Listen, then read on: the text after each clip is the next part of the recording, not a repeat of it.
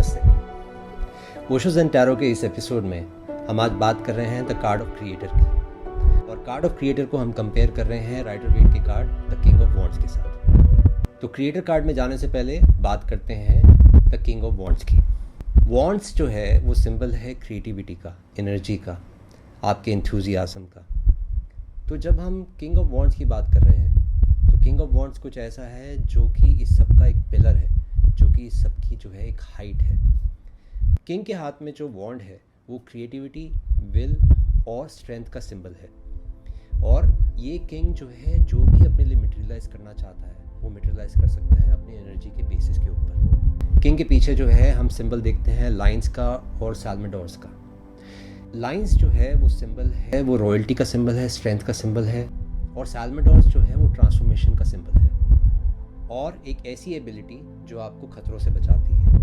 हम इमेज में एक और चीज़ देखते हैं जहाँ पे साल्मेडोर्स जो है वो अपनी जो है खुद की पूंछ खा रहे हैं, जिसका सिंबॉलिज्म जो है प्रेजेंट में होने का है कि आप जो है अपने पास्ट के प्रति जो है मरते चले जाइए और अपने प्रेजेंट में जो है होते चले जाइए। कार्ड में येलो कलर जो है वो इंथुजियाज्म, एनर्जी और पावर का सिंबल है। ये किंग के एक डायनेमिक नेचर को जो है सिंबलाइज करता है। किंग ऑफ वॉन्ड्स जो है वो एक तरह का बॉर्न लीडर है। उसके अंदर जो है बहुत पावर की जो है एक क्षमता है, और उस पावर की क्षमता के कारण जो है उसको हमने जो है क्रिएटर के साथ कंपेयर करा है, जो कि ओशो ज़ेन टैरो का कार्ड है, क्योंकि उसके अंदर क्रिएट करने की जो है एक बहुत बड़ी क्षमता है।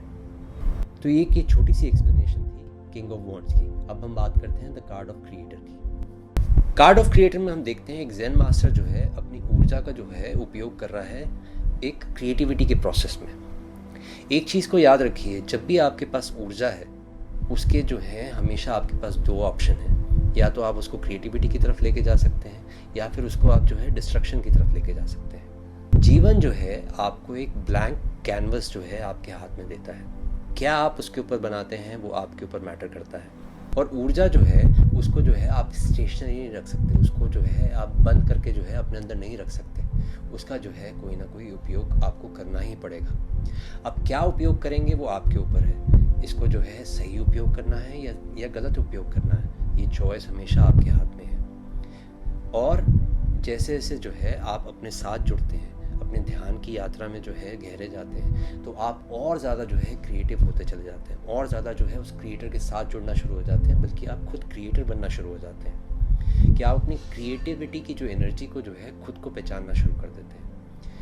यही ऊर्जा अगर जो है भीतर नहीं जा रही है तो वो बाहर की तरफ जानी शुरू हो जाती है, जो कि डिस्ट्रक्शन में जो है रिजल्ट करती है। तो इम्पॉर्टेंट बात जो इस कार्ड में जो गहरे में जो ये मैसेज आ रहा है वो ये कि आप इस ऊर्जा का जो है क्या उपयोग करेंगे।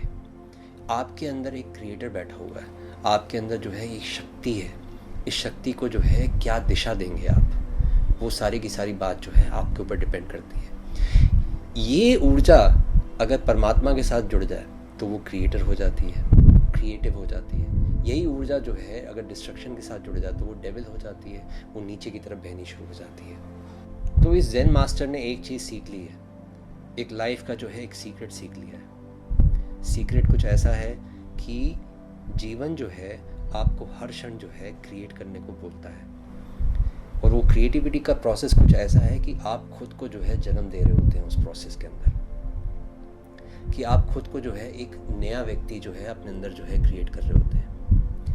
हम सब जो हैं ह्यूमन बींग्स की तरह पैदा होते हैं, आदमी की तरह पैदा होते हैं, लेकिन आदमी की तरह बहुत कम लोग मरते हैं, आदमी की तरह बहुत लोग बन पाते हैं। तो आदमी के अंदर कुछ ऐसा सीड है कि अगर उसको जो है एनरिचमेंट मिले, अगर उसको नरिशमेंट मिले, तो वो खुद जो है वो खिल के जो है परमात्मा हो सकता है, वो खुद जो है खिल के जो है गॉड बन सकता है। ये पोटेंशियल जो है क्रिएटर की है, ये पोटेंशियल जो है क्रिएटिविटी की है, जो आपको जो है इस कार्ड के थ्रू भी मैसेज आता है।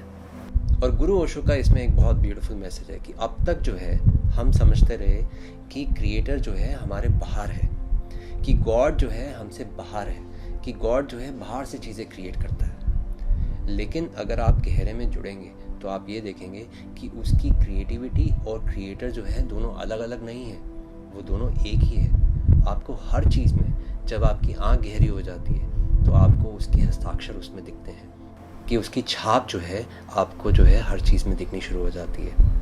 तो गॉड कोई पर्सन नहीं है, कोई आदमी नहीं है जो ऊपर बादलों पे बैठा हुआ है।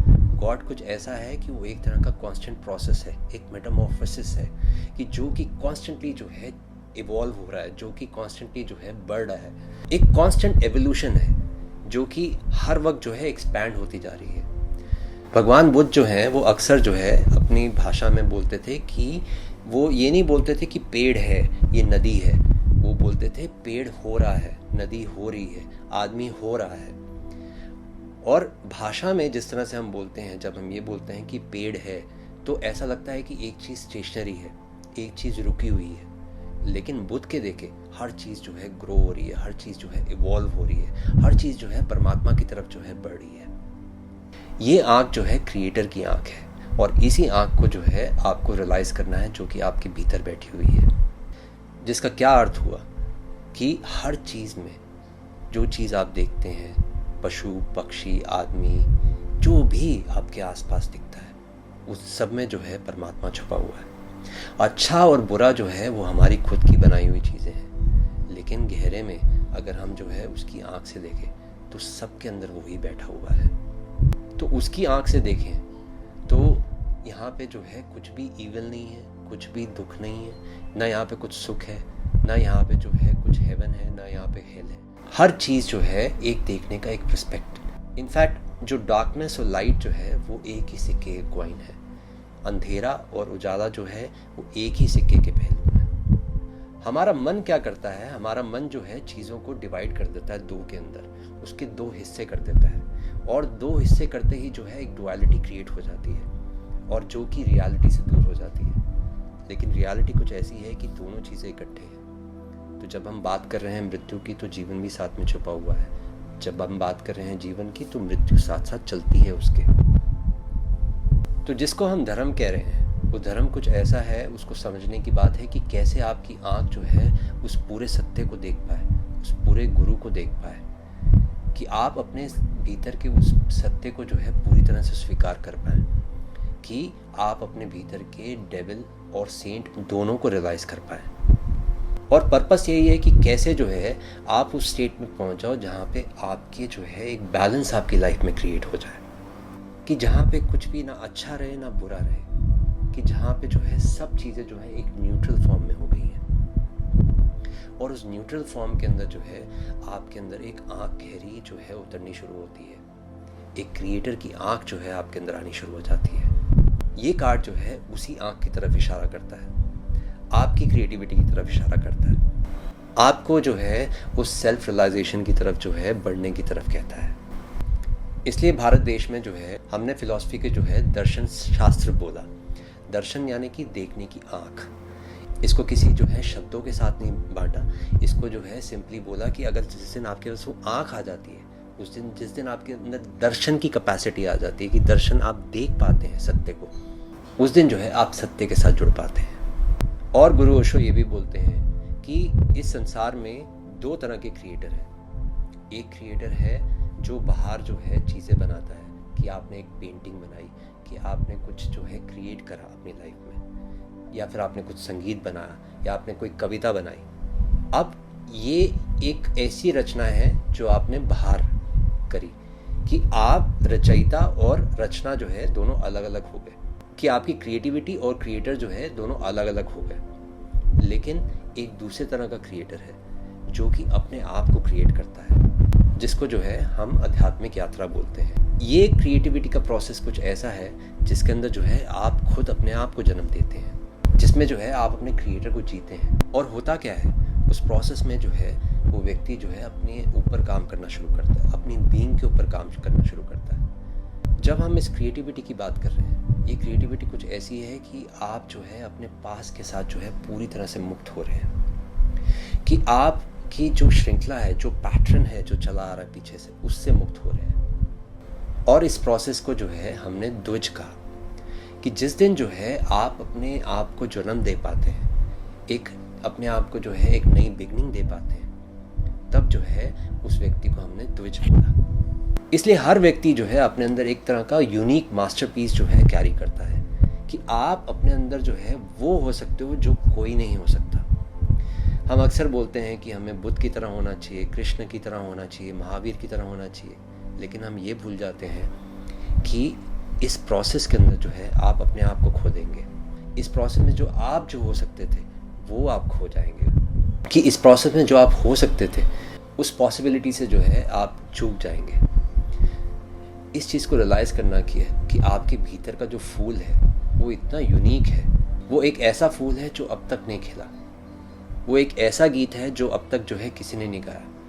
वो तो जब आप एक्सप्रेस करेंगे, जब उसको जो है गाना शुरू करेंगे, जब उसको जो है अपने जब आप उसको प्रकट करना शुरू करेंगे, तब जाके जो है उसकी एक स्थिति बनती है कि आपका जो है एक यूनिकनेस जो है वो प्रकट हो पाती है, कि आपकी खुद की जो गॉडलीनेस है, कि आपकी जो खुद की जो है भगवत्ता जो है उसको आप डिस्कवर कर पाते हैं और उसको जीना शुरू करते हैं, उसमें होना शुरू करते हैं। ये है बात क्रिएटिविटी की, ये है बात क्रिएटर की। रविंद्रनाथ टैगोर की एक बहुत ही ब्यूटीफुल कविता है जिसको मैं जो है आपको कहना चाहूँगा। ब्रह्मा तुम एक रहते हो, अनेक रूप लेते हो, सब कुछ होते हो, नहीं कुछ भी रहते हो, सब कुछ देते हो, सब कुछ लेते हो, तुम्हारा ही एक नाम अनेकों नामों में बदलता है। तो ये एक छोटी सी एक कविता थी जो रविंद्रनाथ टैगोर ने जो है सृष्टा के ऊपर बोली, कि वो हर चीज़ में है, हर क्षण में है, हर भाव में है। उसको अगर आप जो है देखने की अगर आपके अंदर आँख हो जाए तो उसको आप जो है हर क्षण में जो है अनुभव कर सकते हैं। एक सूफी कहानी है बायजीद की। बायजीद जो है अपने शिष्यों के साथ जो है बैठा हुआ था। तो जैसे वो बैठे हुए थे, वहाँ से जो है एक बहुत ही बूढ़ी औरत, करीबन 90-95 साल की रही होगी, वो वहाँ से गुजर रही थी। तो शिष्यों ने जब देखा उस औरत को तो उनके अंदर जो है एक दया का भाव आया। उन्होंने बायजीद को पूछा कि गुरुजी, ये देख के ऐसा लगता है कि परमात्मा ने संसार क्यों बनाया, इतनी दुख और पीड़ा क्यों बनाई।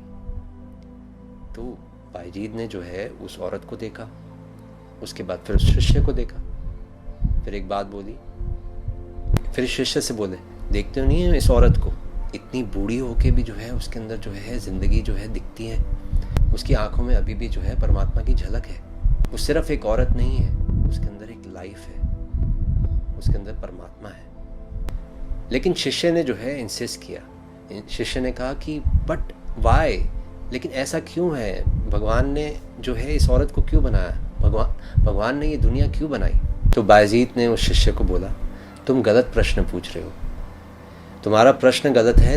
तुम पूछ रहे हो कि संसार क्यों बनाया, लेकिन तुम ये नहीं पूछ रहे हो कि मुझे जो है परमात्मा हर चीज़ में क्यों नहीं दिख रहा है, मुझे परमात्मा जो है उस औरत में क्यों नहीं दिख रहा, मुझे परमात्मा जो है इस संसार में क्यों नहीं दिख रहा, मुझे परमात्मा जो है इन पेड़ पौधों में क्यों नहीं दिख रहा, मुझे परमात्मा जो है एक आदमी के अंदर क्यों नहीं दिख रहा, मुझे परमात्मा इन आकाश तारों में क्यों नहीं दिख रहा, इस ऑक्सीजन को जो मैं ब्रीथ करता हूँ उसमें क्यों नहीं महसूस होता। जिस दिन तुम जो है इस चीज़ को अनुभव करने लग जाओगे, जिस दिन जो है तुम ये जानने लग जाओगे कि हर चीज़ में वही दिखता है, हर चीज़ में वही अनुभव होता है, उस दिन जो है तुम जानोगे कि गॉड ने जो है संसार नहीं बनाया, गॉड ही संसार है, कि तुम जो जी रहे हो उसी के अंदर जी रहे हो, कि तुम एग्जिस्ट जो कर रहे हो उसी के अंदर एग्जिस्ट कर रहे हो। तो इस कार्ड के साथ भी आपको यही मैसेज आता है कि अपने भीतर के क्रिएटर को जो है पहचानिए, उस क्रिएटर को जो है मौका दीजिए बाहर आने का, उस क्रिएटर को जो है एक्सप्रेस कीजिए। और याद रखिए, आपकी ऊर्जा के हमेशा जो हैं 2 रास्ते हैं, या तो आप उसे क्रिएट कर सकते हैं या फिर डिस्ट्रक्ट कर सकते हैं। Choose wisely. तो इस वीडियो का मैं यही अंत करता हूँ। Thank you so much for watching. नमस्ते।